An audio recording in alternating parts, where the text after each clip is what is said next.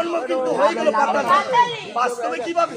যখন হংসাহংসী নৃত্য দেখে মহামূল্যবান বিষটা মাটির মধ্যে পড়ে যাচ্ছিল, নারদ কি করেছে? একটা মল্লানি পাতার মধ্যে রেখেছে। রাখার সাথে সাথে পুরো পাতাটা গরম হয়ে গেছে। এত গরম পাতাটা সহ্য করতে পারে। সেই মল্লানি পাতাটা একটা ব্যাট ছিল, সেই ব্যাটের ভিতর দিয়ে একটা ছিদ্র হয়ে গেছে। যখন ছিদ্র হয়ে যায়, ছিদ্র দিয়ে বিশ্ব যখন পাতা নিয়েছে, আবার কি করছে? পাতালের রানী বাসুকি পেয়েছে। বাসুকি কি করেছে? সুন্দর করে তার শাড়ির আঁচলে বেঁধে কোমরের মধ্যে গুঁজে রেখেছে। একদিন নয়, 2 দিন নয়, এক এক করে 10 মাস 10 দিন কোমরে গুঁজে। তারপর সেখান থেকে পদ্মার জন্ম হয়ে গেল পাতালে। ধীরে ধীরে মানুষ হতে লাগলো। আবার মহাপ্রভু উত্তর আবার কি হবে?